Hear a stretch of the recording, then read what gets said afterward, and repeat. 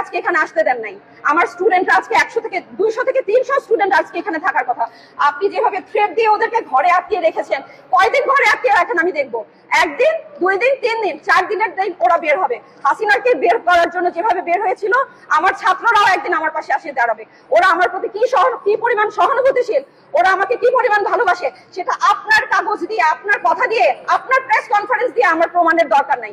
আমার ছাত্রদের ভালোবাসা, ওদের মুখের কথাই আমার সার্টিফিকেট। জি, এই বলে আমি আমার বক্তব্য শেষ করছি। আপনি কি বলেন এই যে এই বিষয়টা, আপনার একটু বক্তব্য এই বিষয়ে একটু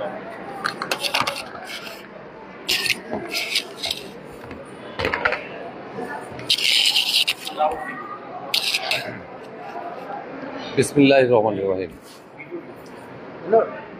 আমি আজকে উপস্থিত সবাইকে আমার সালাম এবং শুভেচ্ছা, এবং যারা আমাদেরকে দেখছেন বা শুনছেন তাদের জন্য রইল আমার সালাম এবং শুভেচ্ছা। আমি ডাক্তার মোহাম্মদ রুকনুজ্জামান, রেজিস্ট্রার, উত্তর আধুনিক সার্জারি বিভাগ, উত্তর আধুনিক মেডিকেল কলেজ হাসপাতাল। রুনা আপা যেমন যে ষড়যন্ত্রের শিকার, আজ 3 মাস আগে আমিও সেই একই ষড়যন্ত্রের শিকার। বিএমএসআরআই একটা স্বনামধন্য প্রতিষ্ঠান। এই প্রতিষ্ঠান অত্যন্ত সুনামের সাথে আমাদেরকে স্বাস্থ্য সেবার সাথে জড়িত। আমরা যারা এই ষড়যন্ত্রের শিকার, তারা অনেকেই এই প্রতিষ্ঠানে বহু বছর যাবত সুনামের সাথে কর্মরত। যাই হোক, এই প্রতিষ্ঠান একটা ট্রাস্টের আন্ডারে যেটা বিএমএসআই ট্রাস্ট, এই ট্রাস্টের আন্ডারে 3টা প্রতিষ্ঠান পরিচালিত হয়: বাংলাদেশ মেডিকেল কলেজ, উত্তর আধুনিক medical college and Bangladesh dental college. এবং ট্রাস্টের একটা বডি থাকে বা অফিস বেয়ারার কমিটি থাকে। এই অফিস বেয়ারার কমিটি রাজ্জাক সাহেব, যিনি আমাদের স্বৈরাচারী হাসিনার কৃষিমন্ত্রী ছিলেন, উনি বেআইনিভাবে এবং ট্রাস্টের সংবিধান অনুসারে না করে ওনার নিজস্ব মতে একটা কমিটি গঠন করেন। সেই কমিটি আজও ওই কমিটি দিয়েই এই প্রতিষ্ঠান পরিচালিত হচ্ছে, এই ট্রাস্ট পরিচালিত হচ্ছে। আপনারা সবাই জানেন রাজ্জাক সাহেব এখন স্বৈরাচার হাসিনার কি ছিলেন বা কি করেছেন। আমি যদি আমার প্রেক্ষাপট বলতে চাই, আমি জুলাই আগস্ট আন্দোলনে যে প্রথম ডেট ডিক্লারেশন করা হয়, যে আমরা জানি উত্তরা একটা অন্যতম রিস্কি জোন ছিল এই জুলাই আগস্ট আন্দোলনে, এবং এই জুলাই আগস্ট আন্দোলনে আমি ডাক্তার মোহাম্মদ রুকনুজ্জামান প্রথম ডেট ডিক্লারেশন করি। জুলাই আগস্ট আন্দোলনের প্রথম ডেট ডিক্লারেশন আমার মাধ্যমেই হয়। যাই হোক, আমরা যে জিনিসের জন্য আজকে বসা, যে সংবাদটা বা যা ইনফরমেশন যেটা দেওয়ার জন্য আপনাদের কাছে বসা, সেই স্বৈরাচার হাসিনার দোসরদের দ্বারাই পরিচালিত এই প্রতিষ্ঠান এখনো, এবং সেখানে আমাদের বিএনপি নামধারী 2-1 জনের সহযোগিতায় তারা এখনো একইভাবে এই সমস্ত দুর্নীতি করে যাচ্ছেন। উত্তর আধুনিক মেডিকেল কলেজ থেকে যারা জুলাই আগস্ট আন্দোলনের সাথে ওতপ্রোতভাবে জড়িত ছিল, তাদের মধ্যে টোটাল 3 জন ডাক্তারকে সাময়িক বরখাস্ত এবং 2 জন ডাক্তারকে পার্মানেন্ট বরখাস্ত করা হয়। এবং বাংলাদেশ মেডিকেল কলেজে টোটাল 4 জনকে, যার মধ্যে 3 জনকে, আমাদের রুনা ম্যাডাম সহ 3 জনকে সাময়িক বরখাস্ত এবং 1 জনকে পার্মানেন্ট বরখাস্ত করা হয়। এত বছরে করা হলো না, হঠাৎ করে এই কয়েকদিনের মধ্যে কি এমন হয়ে গেল যে একের পর এক ডাক্তার, কর্মকর্তা, কর্মচারীদেরকে বরখাস্ত করা হচ্ছে? আমরা দুর্নীতিমুক্ত বাংলাদেশ গঠন করার জন্য জুলাই আগস্টে আমাদের প্রচুর সন্তানদেরকে, প্রচুর নাগরিককে, বাংলাদেশের নাগরিককে আমরা আমাদের মাঝখান থেকে হারিয়েছি। আমরা আমাদের ভাইকে হারিয়েছি, আমরা আমাদের বোনকে হারিয়েছি। ঠিক যে জন্য করা, সেই প্রেক্ষাপট আমরা এখানে দেখতে পাচ্ছি যে এইটা টোটাল ট্রাস্টটা একটা ষড়যন্ত্রের শিকার।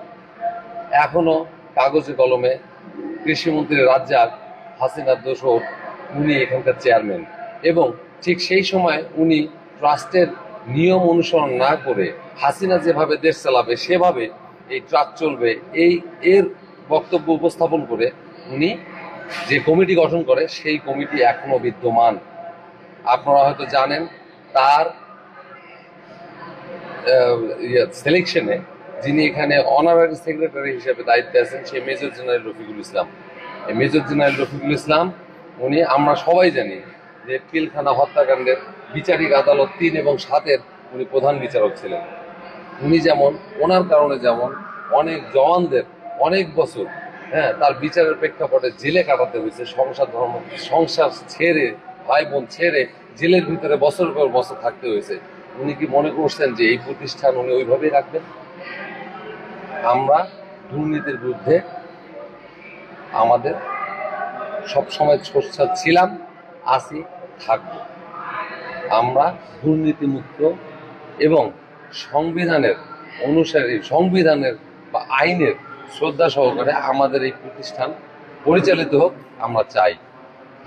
এই প্রতিষ্ঠান যারা করেছিলেন তাদের আমরা দেখতে পাচ্ছি যে আজকে থেকে হাসিনার আগে এই প্রতিষ্ঠান একটা পোস্ট গ্রাজুয়েট ইনস্টিটিউট হওয়ার কথা ছিল, যেটা বারডেম হয়েছে।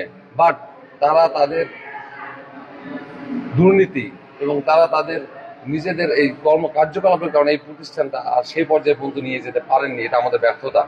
কিন্তু এখন এই প্রেক্ষাপটে এক একজন ডাক্তার, এক একজন কর্মকর্তা কর্মচারী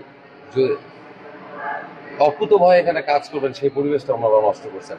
আমরা সুন্দর একটা পরিবেশ, কাজের পরিবেশ চাই। আমাদের কাজ স্বাস্থ্য সেবা, আমরা সুন্দরভাবে সেবা দান করতে চাই এবং এটা যেভাবে করতে হয় সেই জন্য আমরা সকলের সহযোগিতা কামনা করছি।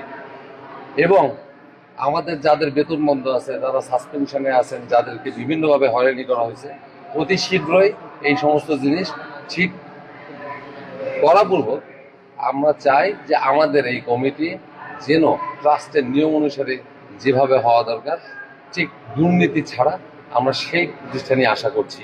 এই বলে আমি আমার বক্তব্য শেষ করছি। আসসালামু আলাইকুম।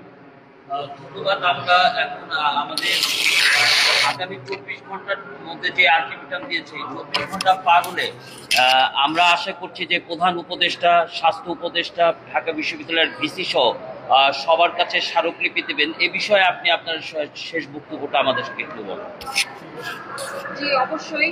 আমরা যদি দেখি যে এই স্বেচ্ছাচারিতা, স্বৈরাচারিতা আমাদের ক্যাম্পাসে প্রতিনিয়ত যেটা আমাকে দিয়ে শুরু হয়েছে সেটা যদি কন্টিনিউ হয়, আমরা প্রভিসি, ভিসি স্যার, প্রধান উপদেষ্টা, স্বাস্থ্য উপদেষ্টা সবার সাথে আমরা সরাসরিভাবে যোগাযোগ করব এবং এর বিরুদ্ধে আমরা বিভিন্ন পদক্ষেপ গ্রহণ করব বলে আমরা সিদ্ধান্ত নিয়েছি।